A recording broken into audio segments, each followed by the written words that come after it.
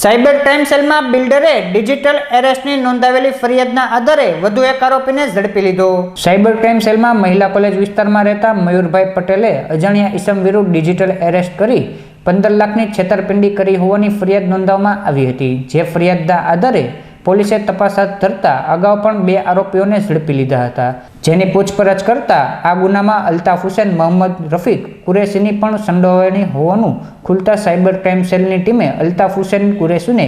ઉમરેઠાથી ઝડપી લઈ ધોરણસરની કાર્યવાહી હાથ ધરી હતી।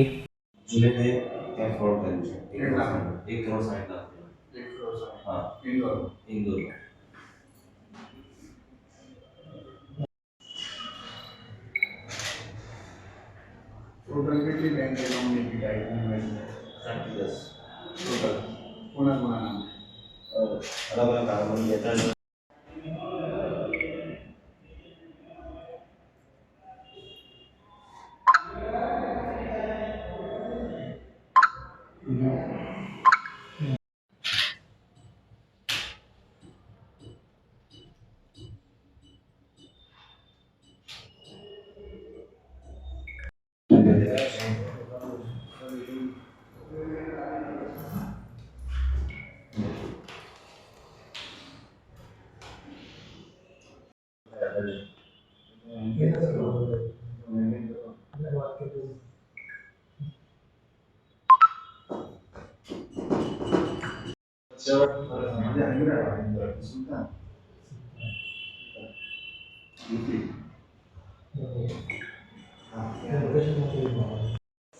ऊपर तो छे બધું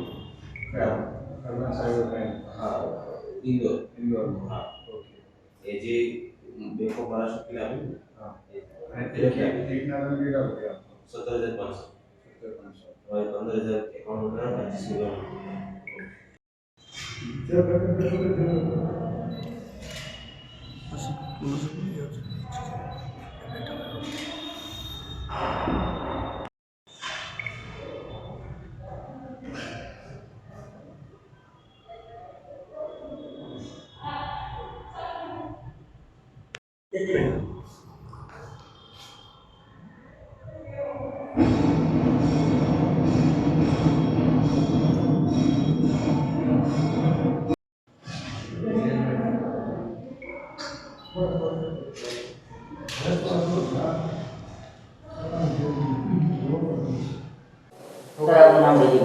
मारू नाम NM talati police inspector cyber crime police station Bhavnagar range. Sir खास કરીને વાત કરીએ ભાવનગર રેન્જમાં સાયબર સેલમાં પ્રથમ ડિજિટલ એરેસ્ટનો ગુનો દાખલ થયો તેમાં કેટલા આરોપી પકડાયા શું છે સંપૂર્ણ વિગત?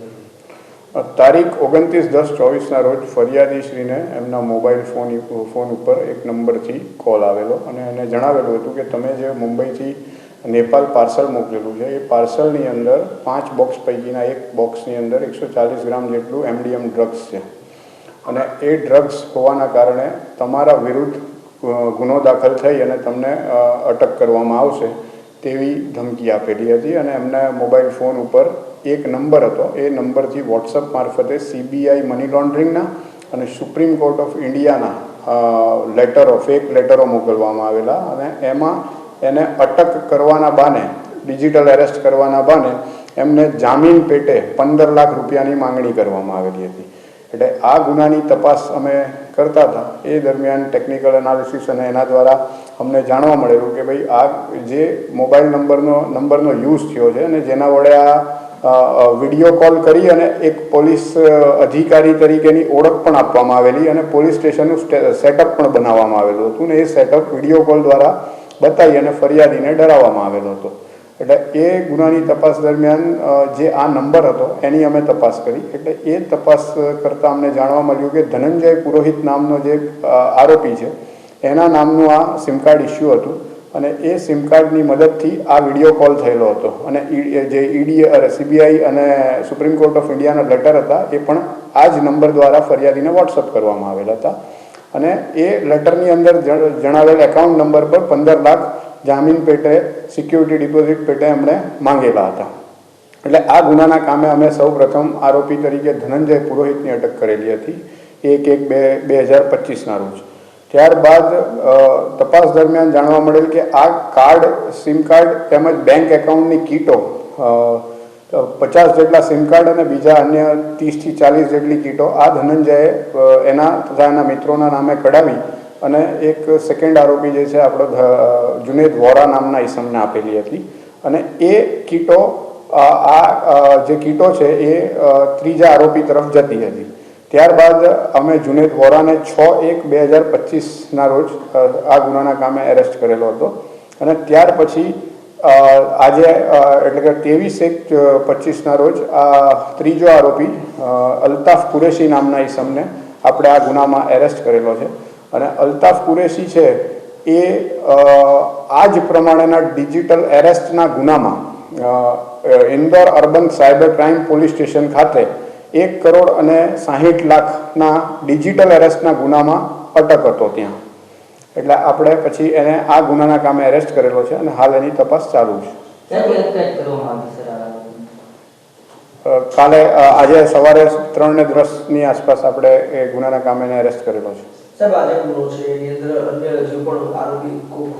હા, એની અંદર ટેકનિકલ એનાલિસિસ અમારું ચાલુ છે અને અન્ય આરોપીની સંડોવણી પણ એની અંદર ખુલી શકે તેમ છે.